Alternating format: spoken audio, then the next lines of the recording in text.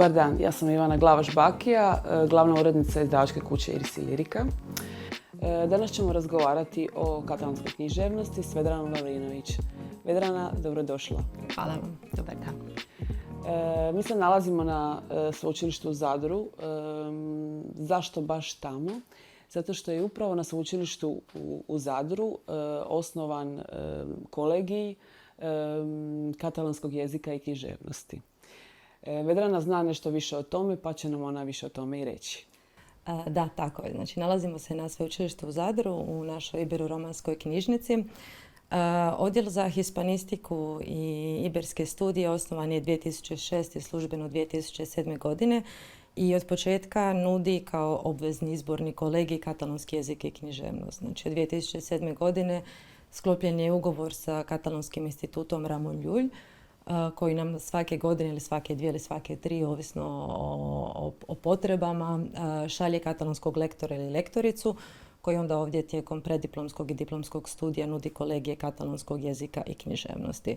Što znači da svi studenti i studentice koji upišu španjolski jezik u Zadru obvezni su uz španjolski jezik studirati i katalonski ili galješki jezik. Jedno vrijeme smo imali i portugalski, nadam se da ćemo ga opet uvesti, kao i baskijski jezik. Što znači da sveučilište u Zadru, odjel za hispanistiku i iberske studije,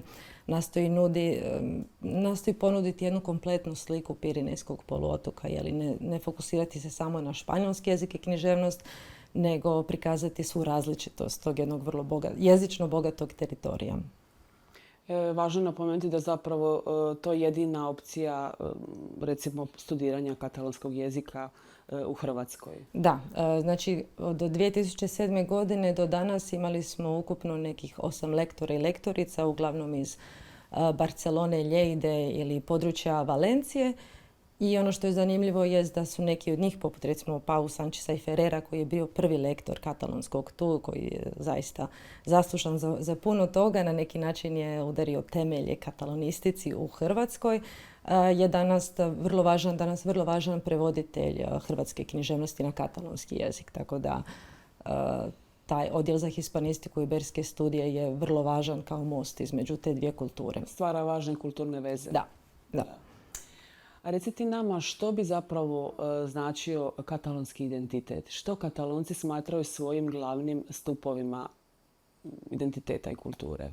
Pa, mislim da je to jedno vrlo kompleksno pitanje, budući da je identitet nešto što se mijenjalo kroz stoljeća, tako da zasigurno katalonski identitet u 17. i 18. stoljeću nije isti kao identitet danas u jednom globalnom i vrlo heterogenom svijetu.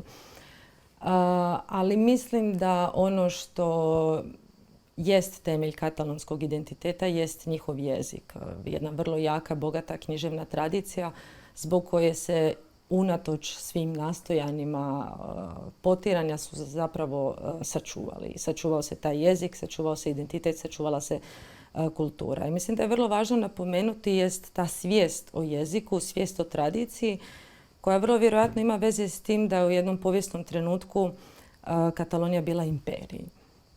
Samim tim se širila, također je dio Valencije, dio Baleara, to je sve bilo pod krunom Aragonije, a također su se u jednom trenutku proširili do Sardinije, do Sicilije, pa čak i do Napulja.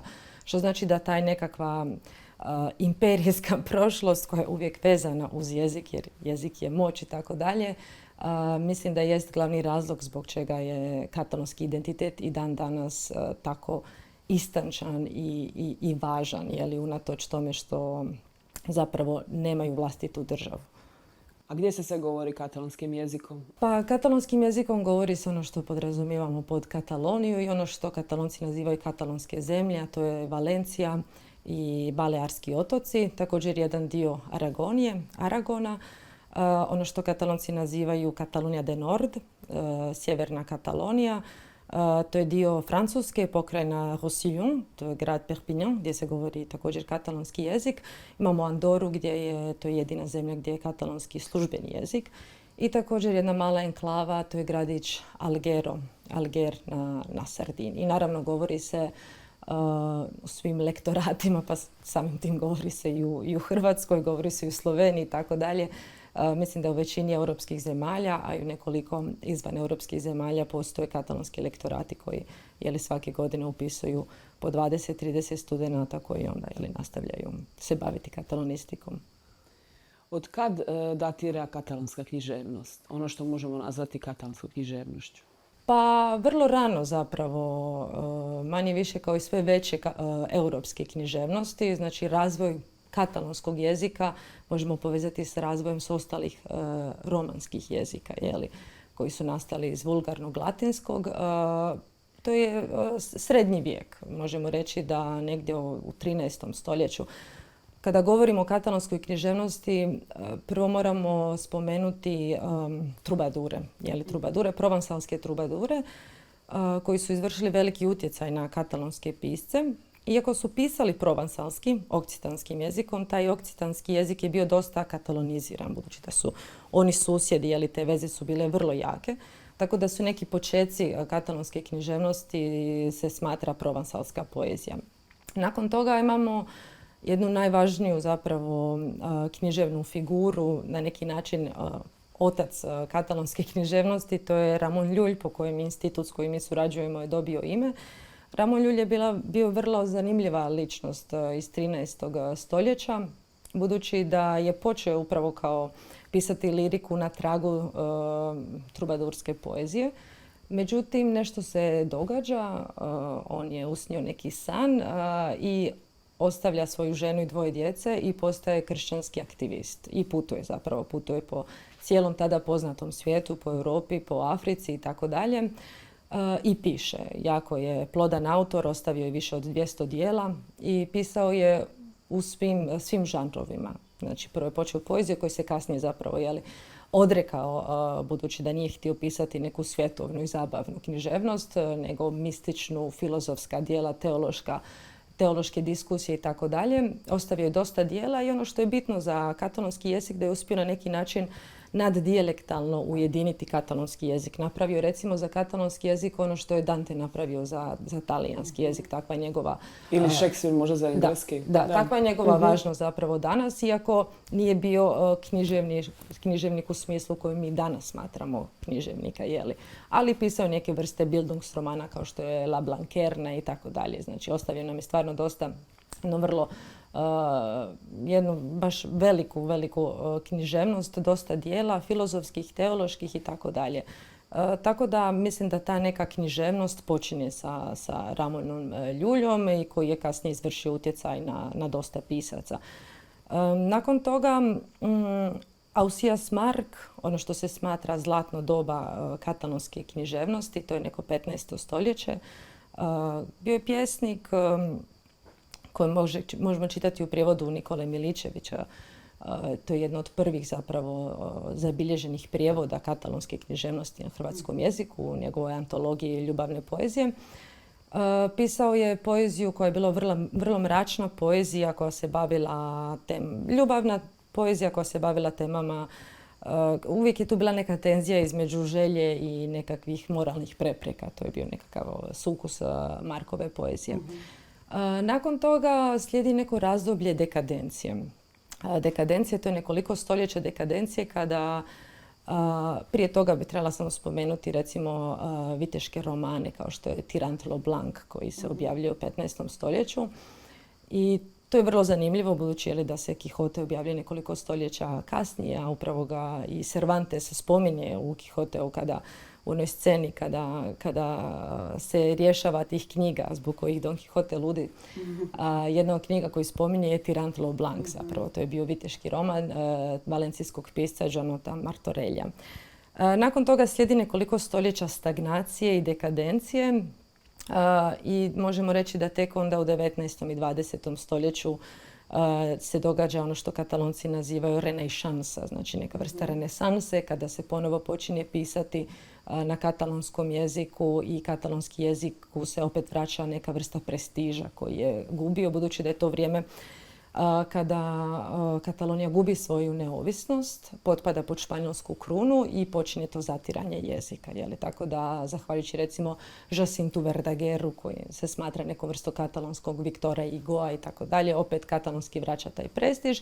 I naravno 20. stoljeće gdje kada se događa standardizacija jezika zahvaljujući lingvistu Pompeu Fabri, koji piše gramatiku, bavi se ortografijom, postavlja neke standarde katalonskog kakvog mi poznajemo danas. Znači to je početak 20. stoljeća, prvih nekoliko desetljeća i tada zapravo imamo jednu najveću plejadu katalonskih pisaca, Josep Carner, imamo prije toga Viktor Català i tako dalje. Imamo zaista, tada se stvara ono što mi smatramo danas književnim kanonom, koji se i dan danas čita. Recimo da ovo sve što sam do sad spomenula i jest temelj i književni kanon, ali nisam sigurna koliko se čitaju ta dijela, osim što su jako bitna za temelje katalonske književnosti i za povijesti što se proučavaju i naravno dan danas. Mi uvijek kažemo da je hrvatska književnost mala književnost. Je li katalonska književnost mala književnost?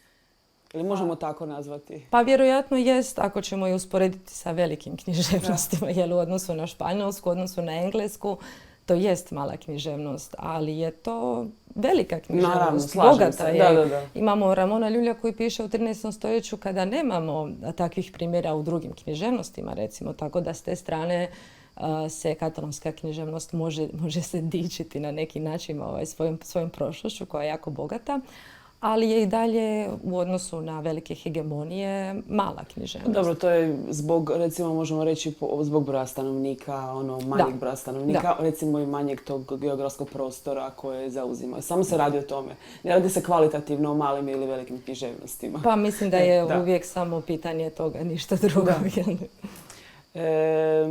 Može li se reći da katalonska književnost ima neke osobite žanrove koje voli i recimo nasljeđuje s generacije na generaciju ili tematike? Pa možda se poezija može istaknuti kao jedan dominantni žanr, možda pogotovo nama, budući da mislim da u Hrvatskoj poezija uvijek imala neki možda sekundarni položaj u odnosu na prozu. U Kataloniji to nije tako, počevši još od trubadura i tako dalje, i katalonskih pjesnika je zaista jako puno i dosta se prevode.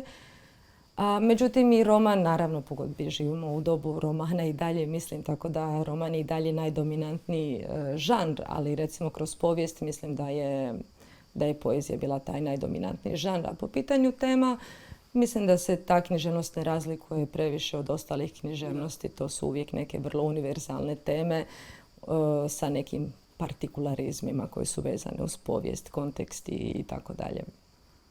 Već si spomenula te zapravo najveće velikane katalonske književnosti i rekla si zapravo da se najviše čitaju autori 20. stoljeća.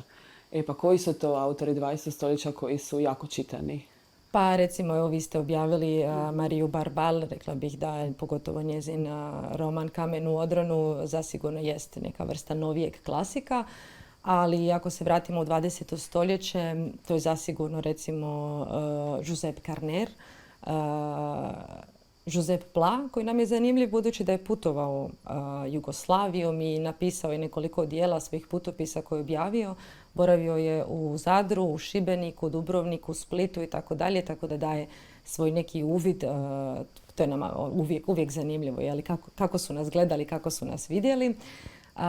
Možda je također bitno spomenuti Josep Vicença Foixa, avangardnog pjesnika 20. stoljeća, budući da je sudjelovao na Penovom sastanku 1933. godine koji se održao u Dubrovniku, a to je bio jedan vrlo zapravo historijski sastanak zbog toga što se osudio nacizam koji već tada polagano počeo se pojavljivati u Njemačkoj i nakon toga su zapravo dogovorili da će se idući Penov sastanak 2 godine kasnije, 1935. Dogoditi u Barceloni. Tako da to je, ako ćemo spomenuti neke veze prije ovih današnjih, prije prevoditeljskih, to su bile te neke prve veze. Nakon toga recimo, mislim da je bitno spomenuti Mercè Rodoreda kao jednu od najvažnijih proznih spisateljica katalonske književnosti 20. stoljeća.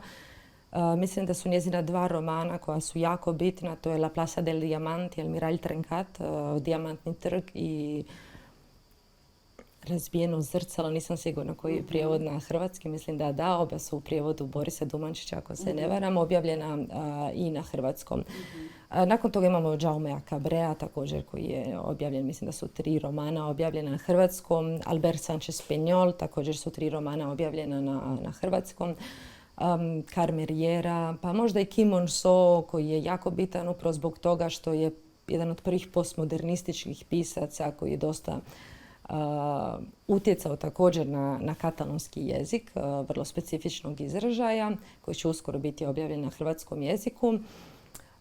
Carme Riera, koja se također objavljuje i objavljena je na hrvatskom. Iris i Lirika objavljuje sljedeće godine njezin isto roman. Imat ćemo znači još jedan roman objavljen i tako dalje. Mislim da je zaista tih imena sada jako, jako puno i teško je izdvojiti. To sad već postoji neke osobne preference kada govorimo o toj vrsti književnosti, a recimo da su ovo autori koji su nagrađivani, što znači da su i priznati i prevođeni. Kakav tretman ima katalonska književnost u španjolskoj nacionalnoj književnosti? Pa tretman kao bilo koja druga manja književnost, rekla bih. Španjolska je bivši imperij, velika hegemonija.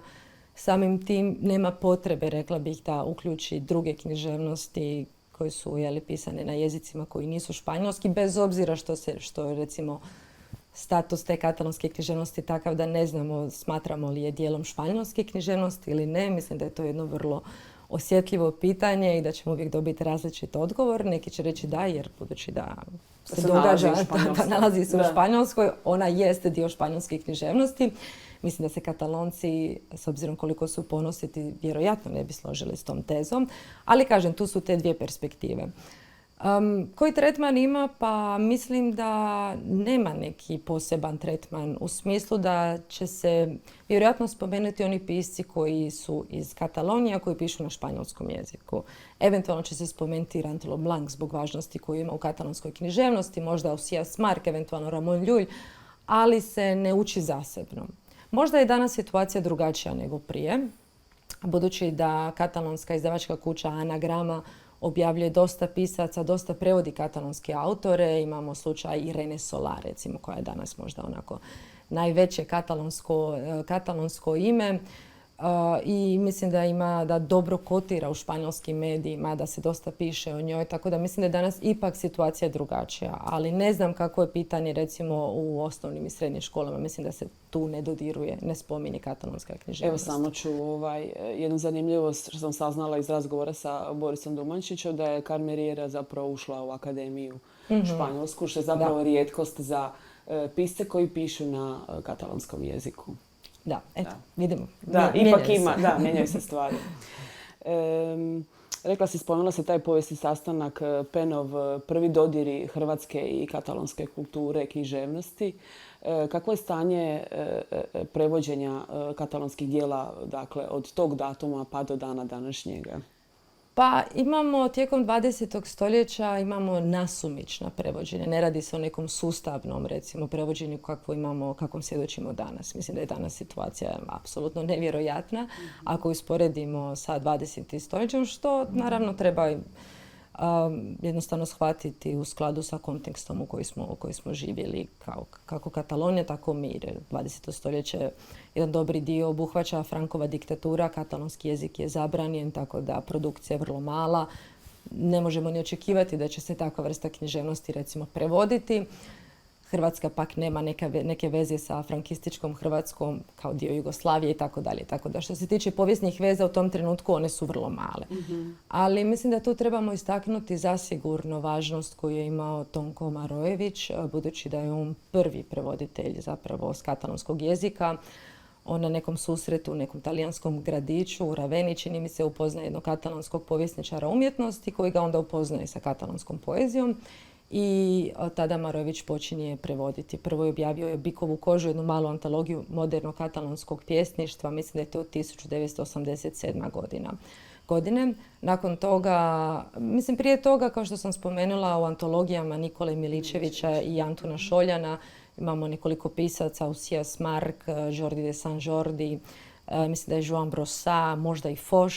Znači nekoliko bitnijih katalonskih pjesnika 20. stoljeća su objavljeni. To su možda prvi dokazi prevođenja. Koliko znamo, problem je toga da vrlo vjerojatno i možda postoje neki drugi prijevodi, ali je teško doći do tih časopisa. Jednostavno, mislim da trebamo čekati digitalizaciju ili se netko treba pozabaviti baš arhivima da onda dođemo do tih podataka. Tako da ovo što mi do sada znamo, katalonistika je vrlo mlada disciplina, ako se uopće može tako nazvati u Hrvatskoj, tako da mislim da ćemo kasnije sa većim istraživanjima možda otkriti neka druga prevođenja koja su postojala. Ali to je znači nakon toga Tonko Marojević, ta antologija i onda kasnije još Riječi za jedan lapidari koji 2013. godine objavljuje. Prije toga također objavljuje Bikovu kožu koji je naziv zbirke poezije Salvadora Espriua, koju onda cijelu objavljuje. Tako da što se tiče katalonskog modernog pjesništva imamo dosta toga prevođenog i zahvaljujući upravo radu Tonka Marojevića. A onda nekako sa osnutkom odjela za hispanistiku Iberske studije, sa utemeljenjem katalonskog studija ovdje kao obveznog izbornog, mislim da se tada stvari počinju mijenjati i da vidljivost postaje puno veća kao i prisutnost katalonske književnosti u Hrvatskoj, kao i hrvatske književnosti u Kataloniji. Prije toga je naravno bilo pitanje prevoditelja, bilo ih je jako malo, a sada je situacija ipak bitno drugačija. Jedne godine, ne sjećam se točno, možda 2010. godine, FECP, Festival Europske kratke priče, u svoj fokus stavlja Kataloniju. Tada dolaze Marius Serra, Lolita Bosch, Lucia Ramiz i tako dalje. Znači dolazi Jordi Punti, ako se ne varam. To su sve pisci koji se prevode. Neki od njih se i tada još uvijek prevode sa španjolskog, recimo što je tada bilo često. Budući da nije bilo prevoditelja s katalonskog, ta djela katalonskih pisaca koja su uglavnom prevođena na španjolski su se onda prevodila sa španjolskog.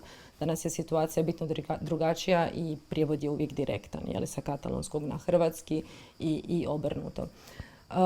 Nakon toga počinje se sustavno prevođenje proze, Albert Sánchez Piñol, Jaume Cabré, Mercè Rodoreda, Jordi Puntiki, Monzó, Maria Barbal i tako dalje. Mislim da imamo dosta velikih, modernih, suvremenih klasika katalonske književnosti prevedenih na hrvatski jezik i mislim da će to biti samo sve više i više. I naravno tu treba spomenuti ulogu instituta Ramon Llull koji je nevjerojatan u tom pogledu budući da daje velike potpore za katalonske prevoditelje i jako im je stalo zapravo da se katalonska književnost prevodi. Tako da zapravo to je sinergija zapravo. Potiče se dosta izdavača koje zanima, čitatelja koji isto nadam se zanima katalonska književnost i instituta koji zna da je književnost temelj katalonskog identiteta. Zbog toga su zapravo će pomoći koliko god mogu na neki način da se ta djela promoviraju, da se prevode i da katalonska književnost bude vidljiva. Također mi se borimo za vidljivost prevoditelja. Pa ako nam možeš reći ko su ti prevoditelji sa katalonskog koji prevode književna djela? Pa što se tiče u današnjem svijetu, danas u suvremenom, moramo spomenuti Nikolu Vuletića, naravno profesora i lingvista koji je utemeljio odjel za hispanistiku Iberske studije, zahvaljujući kojem uopće imamo studij katalonskog jezika, zahvaljujući njegovom entuzijazmu i predanom radu, a on je jedan i od prevoditelja s katalonskog i za španjolskog jezika. I upravo je preveo recimo Irenu Solá i tako dalje, znači velike pisce suvremene katalonskog jezika. Nakon toga Borisa Dumančića, tako, koji je preveo Mariju Barbal, preveo Jaumea Cabrea, mislim da je i neke romane Mercè Rodoredu i Alberta Sáncheza Piñola i Carme Rieru i tako dalje. Znači dosta baš. Mislim da je on tu naš najveći zapravo po broju prevedenih djela, zasigurno Boris Dumančić. I mislim da, naravno, Tonko Marojević, sada već pokojni, ali taj njegovo prevođenje uglavnom poezije, da, i nekih drama, čini mi se je jedan veliki Ja bih svakako spomenula, evo i tebe, ti si prevela za Iris i liriku Tajnu mog turbana sa katalonskog jezika. Da, ne mogu sebe spomenuti, ali da. Naravno. A još si mi zapravo već, rekla si mi da si nekakav korpus lirike isto prevodila sa katalonskog. Da, to su bili neki počeci, uglavnom, tako da, a kao što sam rekla, ta poezija o Kataloniji je jako važna, tako da nekako je neizostavno u nekom trenutku prevoditi poeziju. Tako da Tajna mog turbana je bio prvi veliki veliko prozno djelo koje sam prevela. Dakle, ovdje se nalaze i knjige koje smo u sklopu našeg projekta preveli. To je Kamenu odranu Marije Barbal, te Tajna mog turbana Nadja Gulam, Agnes Rođer. Dakle, dvije autorice te knjige. Možeš li nam reći nešto više o važnosti Marije Barbal za katalonsku književnost? Pa, mislim da je važnost, pogotovo ovog dijela Pedra et Tertera, Kamenu odranu, Marije Barbal, koja se objavljuje, ako se ne varam, 1984. godine, budući da nastavlja jednu prozu koju je započela Mercè Rodoreda, koja je pak to velika spisateljica katalonske književnosti 20. stoljeća, koja objavljuje La Plaza del Diamant, Dijamantni trg, koji se donekle imate dodirne točke sa romanom Kamenu odranu, budući da su oba romana pisana iz perspektive glavne junakinje. Ovdje se radi o Konči, u La Plaza del Diamant to je Natalija, Kolometa, i obje se pronalaze zapravo zarobljene u patrijarhalnom društvu. Tako da vidimo zapravo stvari iz njihove perspektive, njihovu nemogućnost djelovanja. To su vrlo zanimljive književne tehnike, unutarnji monolog u La Plaza del Diamant. I osim njihove perspektive zapravo vidimo kako se mijenja španjolsko društvo koje počinje sa Drugom republikom, nakon toga imamo građanski rat i nakon toga diktaturu. To sve zapravo prolazi dok njih dvije su zapravo u nemogućnosti da budu aktivne glavne junakinje. Tako da mislim da je ta proza zapravo i važnost Marije Barbal u tom kontekstu kao neke nastavljačice proze Mercè Rodoreda i ženskog pisma u katalonskoj književnosti. I ženskog pisma u katalonskoj književnosti, naravno. I taj roman je imao nevjerojatno veliki uspjeh, prevođen je na sve svjetske jezike i na manje jezike. U Njemačkoj recimo posebno imao veliki uspjeh, i dalje se objavljuje i tako dalje. Tako da i dan danas je ostalo njezino najbitnije djelo, iako je možda prvo djelo koje je ona objavila. Tako da na neki način je postala je sinonim, to njezino djelo sinonim za njezino stvaralaštvo. I koliko mi je rekao Boris Domančić, ušla je u školske lektire sa tim djelom. Da, znači smatra se klasikom suvremenim katalonske književnosti. Zanimljivo je zapravo Tajna mog turbana. Knjiga napisana na katalonskom, a govori o životu u Afganistanu. Evo, sad, koliko je to katalonska književnost? To mi je čisto zanimljivo i sama ta pozicija, dakle, jednog imigranta, koliko on sad pripada katalonskoj književnosti, čini li on katalonsku književnost, imamo li nove neke glasove čime se kao taj multikulturalizam utječe na samu književnost? Pa, zasigurno mi je teško govoriti ovdje iz pozicije osobe koja nije Katalonka, ali s obzirom da znam koliko je Katalonija otvorena sredina i koliko mi je stalo da se katalonski jezik govori i da oni smatraju da su Katalonci sve osobe koje govore katalonski jezik, tako da mislim da samim tim ovo djelo pripada katalonskoj književnosti. Mislim da nije neobično, iako naravno jest neobično, čitava priča Nadje Gulam i njezin životni put, na koji način je ona došla zapravo do Barcelone i na koji način, odnosno Badalone, i kako je postala uopće dijelom nekako katalonskog društva. Ali, kažem, Barcelona kao luka i Katalonija kao jedan dio na kojem se nalaze, u samoj Kataloniji se priča više od 200 jezika, govori se više od 200 jezika, tako da mislim da je neminovno da dođe do ovoga, pogotovo ako imamo na umu sva nastojanja koje čine katalonske institucije da se katalonski jezik održava. Zato što katalonski jezik i dan danas ima veliki prestiž. On je jezik buržoazije, on je jezik književnosti i sve osobe koje se žele, ja mislim, jako dobro uklopiti u katalonsko društvo, morat će naučiti katalonski jezik kako bi na neki način bili prihvaćeni, bez obzira koliko je to jedno vrlo onako neka nezgodna situacija, budući da s druge strane imamo jedan veliki dominantni hegemonijski jezik, pa samim tim po pitanju pragmatičnosti ljudima nije jasno zašto bi uz taj jezik morali naučiti jedan manji jezik. Tako se zapravo oni očuvaju svoj kulturni identitet. institucije su prepoznale ovaj roman i dale su mu jedno od najznačajnijih katalonskih književnih nagrada po Desi Bertrana. Dakle, prihvaćeno je kao dio katalonskog književnog korpusa. Da, ali mislim da slučaj Nadje Gulam nije jedini u katalonskoj književnosti. Postoje nekoliko slučajeva, recimo Matthew Tree je engleski pisac koji od 80. godina živi u Barceloni i objavljuje i na katalonskom i na engleskom jeziku. Imamo slučaj Monike Zgustove koja je češka spisateljica koja također, mislim da od 80. godina živi u Kataloniji. Mislim da objavljuje i na katalonskom i na španjolskom jeziku. Oboje naravno prevode. A imamo i slučaj i španjolske, odnosno katalonske spisateljice marokanskog podrijetla Najat El Hadžmi koja je objavila esej Yo también soy catalana i ja sam također katalonka, koja upravo govori o tom njezinom iskustvu kao osobe koja nije katalonka, ali koja se uklopila ili pokušava se uklopiti u katalonsko društvo. Znači taj esej zapravo govori o njezinom iskustvu kao imigrantkinje zapravo u jednoj drugoj državi. Tako da mislim da nije neobičan slučaj i vrlo vjerojatno će toga biti sve više. Dobro, Vedrana, hvala ti puno. Ovo je bilo zaista zanimljivo s tobom ovaj razgovor.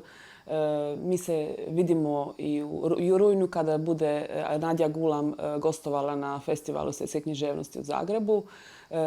Naš razgovor je možda nekakav uvod u to njezino gostovanje. Veselim se jako. Hvala vama. Hvala.